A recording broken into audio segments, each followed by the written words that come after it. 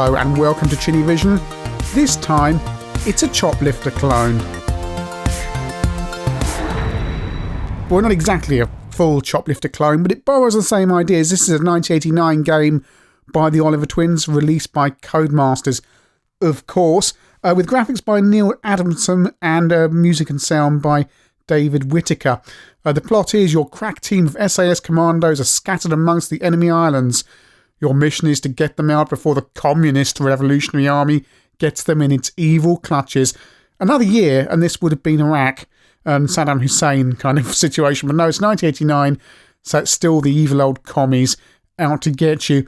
Heavily armed and shielded in the world's most advanced helicopter gunship, you'll be flying fast, low, blasting through any hostile enemy defences, and your outfit is counting on you. Don't let them down. So you've got missiles and bullets, and basically got to rescue 8 men on each level. Rather amazingly, the rear of the packaging says it's various computer screenshots, but in fact only shows the Amstrad CPC, and this was only released on the Spectrum and the Amstrad. So as you will have seen, I've loaded this off my M4 card that we reviewed on the channel a few weeks back. Nice and easy, no cheats, anything selected, although the game does offer that up because I'm playing a cracked version. Do have this on tape somewhere but can't find it. And it starts off with a nice tune here on the CPC, David Whittaker, and of course it's Codemasters, so it's plugging other games, including Grand Prix Simulator 2. And it explains what you've got to do, rescue all the people. But one thing that does strike you is this is mode 0 on the Amstrad, the low resolution 16 colour mode, which is a bit of a departure for the Oliver twins, because although their first Codemasters game, Super Robin Hood, was in mode 0, everything else seemed to be coded and optimised for kind of Spectrum style graphics. So off we go, and I know I said it was a Choplifter clone, and it is, but it's a top-down view. And it's very colourful and very attractive. But you will notice the gameplay area is very, very small, and the scrolling chugs along. I'm going to locate some people on the map. There we've got 8 people to rescue.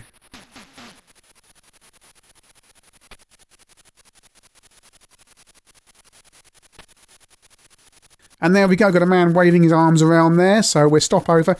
You know the deal, it's Choplifter / Desert Strike, although Desert Strike wasn't out at this time. You've got to simply hover over them, you drop a ladder, they climb up.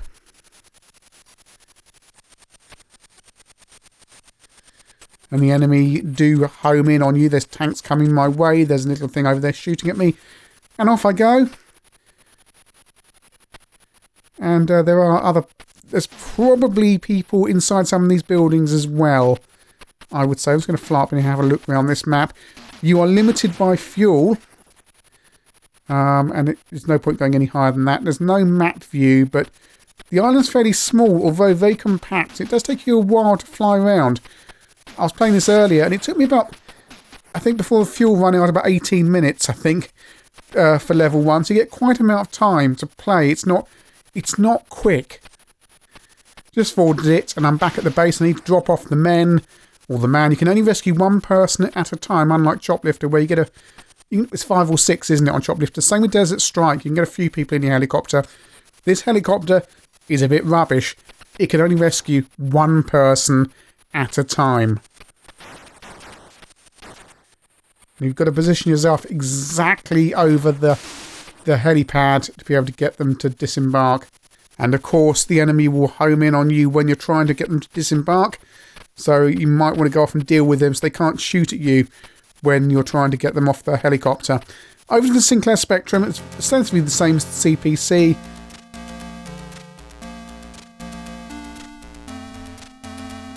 And if you get a 128K machine, it's the same music as well. There is no C64 version, which seems odd because all this scrolling would be much easier on the 64. And it's a 2-colour gameplay area, so it's black and green on this first level. Can make things a little bit difficult to see, even on an RGB connection. I've never seen this on an RF connection, but I don't imagine it's particularly easy to make things out. And remember, you've got to pick out your little men to pick up against this background. I pressed the wrong key, I pressed pause, right. I'm trying to find my keys. And off we go.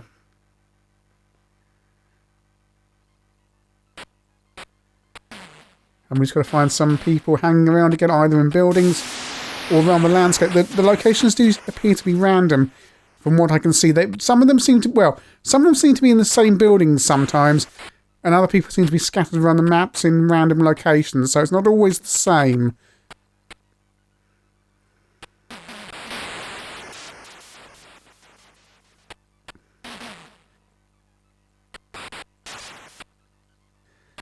And if I get around here, I should be able to launch a missile at this building, and you get these nice cascading explosion effects. And there you go, there's a man, I think, down there.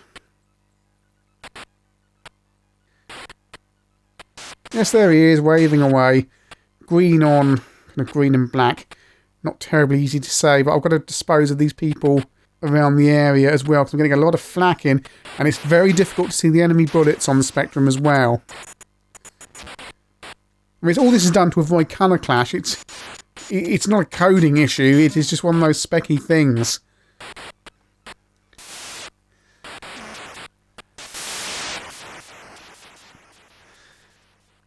A little bit more of a sense of urgency on the Spectrum. It just moves a bit faster. The Amstrad version does chug a bit. There's no music or anything during the game, just sound effects. And if you hover over the helipad after you've disembarked your passenger, you can get extra ammo and extra bombs as well. The bombs take longer to load up than the general bullets.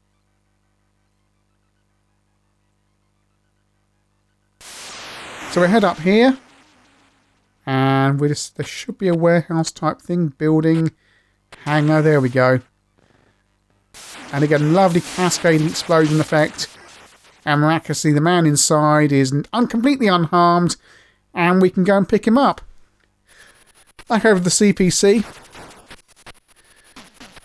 and I've got 4 more people to rescue. And you can see the devastation I've put around on this landscape. You think actually the helicopter will be on some kind of carrier offshore rather than on a small island attached to the island. That seems a little bit weird. I think that would have been nicer just to have that desert strike situation where you're just a little bit off the mainland or off the island on your own carrier, I think. The Oliver Twins programmed this in summer 1989, and yes, they say that it was based on them playing Choplifter on the Apple II. And there we go, your little man is much easier to pick out on the CPC. Has big shoulder pads, but it's the 80s, so that's perfectly fine. And I've got about a third of my fuel left with... Well, when I get him on board, I've got 3 more people to get in. No, I'm reading that display at the bottom wrong. It's I've got 4 home. I have 4 more to get in. That's right. Again, lovely I love these cascading explosions. And if you get tanks nearby as well, you blow up a tank and that can set off something else as well. All very nice. But can I do this within the fuel limit with so many people to rescue yet? There we go, slow down. I had this originally on a Quattro compilation and did think it was pretty nice because it looked good. It was something a little bit different. I love the Oliver Twins output. They're brilliant, especially Super Robin Hood. Once they start to get into porting stuff for the Spectrum as well, though, it seems to sometimes compromise the CPC version graphically because it's got to be Mode 1. And sometimes the Mode 1 games look great. Like Ghost Hunters, it's got its own style. It looks good, but some of the other games look a little bit specky. And also some of the games as well can be a little bit formulaic in the sense that Jet Ski Simulator and Grand Prix Simulator are kind of very, very similar themselves. Even going back to the non-Oliver Twins game, BMX Simulator, they're basically racing around one single screen. And you know that you've got to churn out the games, that's fine, so you've got to make money. But it's nice to see a game like this, or the first Dizzy game where it's, oh, this is something a bit different. It's nice and it doesn't feel like other games on the market, or feel that it's, I don't want to say knocked out quickly, because games have to be kind of put out quickly, but it's like, oh, we can do we've done a Grand Prix simulator, we can do jet skis as well, and probably reuse some of that code possibly. Perhaps they didn't reuse some of that code, but this feels so nice. It's refreshing just to see this kind of game. It almost feels with a bit more polish. Perhaps possibly getting that screen a little bit bigger, perhaps a little bit more gameplay elements in there. We're over to the Spectrum now as well. That you could have, this could be a full price game. It has that feel of a living, working environment you're flying into, like Glider Rider has. Okay, it's very simple AI, the tanks come for you, but it feels like you're battling against something, the computer, whatever, the enemy. And the enemy works in a... I don't want to say coherent. Well, it is coherent. They do work in a coherent way because you get multiple enemies coming at you from different ways each time. You can't always predict what's going to happen. Some arcade games, you know the enemy patterns. And I've just completed Mission 1 on the Spectrum with not much to go at all. So on to level 2. Unfortunately, your armour does not recharge between levels. You get refueled, you don't get rearmed. And the thing I'll say is when level 2 starts, the difficulty ramps up significantly. You've suddenly got missiles flying around. You just see one hit me on the rear there. And there's a ship down there I need to take out because he's firing at me. I need to get this prisoner off the helicopter, but go around and try and take him out down there. And one of the problems with the missiles on the Spectrum version is when they're flying over the landscape, and again, even on RGB, they can be a little bit difficult to see, let alone when this was back on RF. You've got no hope of seeing some of those missiles at all.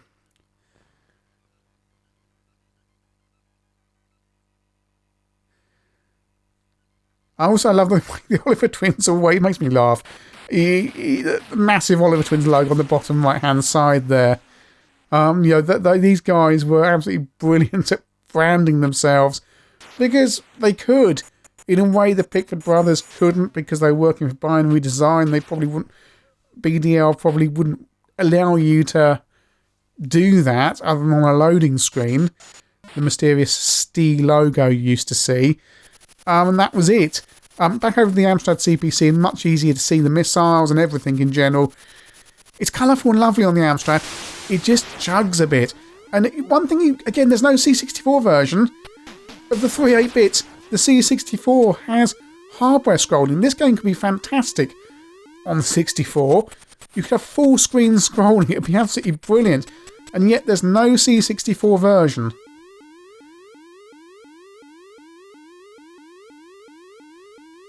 It might probably just as well, actually, because if they'd done the same as Quick Snacks, it probably would have been a platformer or something bizarre after the Quick Snacks debacle. Oh, I'm dead.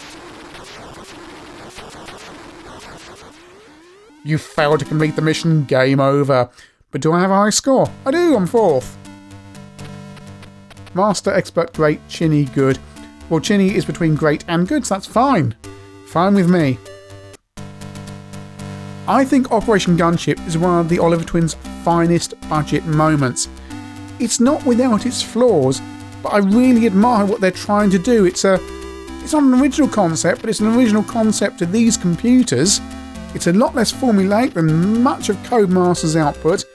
Yes, on the Amstrad it does chug along a bit, but it's really attractive. It's a shame it doesn't have a larger window and isn't a little bit faster, but I really do like it, and I really like the way it feels like you're battling against a coherent enemy. The Spectrum version moves faster, and in terms of playability, yes, that additional speed makes it better and more enjoyable, but that's countered by just how hard it is to see things like bullets, missiles, and even the people you're rescuing at times. Let alone the fact I'm playing this on a pin-sharp LCD TV via an RGB SCART connection, the best you're ever going to see out of an original Sinclair Spectrum. Back in the day, you've been on TV. it would have been a blur. You wouldn't have been able to see those bullets, you wouldn't have been able to see the men, you would have had a horrible time. That aside, you're probably not playing it on a UHF connection today, so you can ignore all that and just admire what is rather a good budget game. Minor niggles aside, this is absolute top budget action.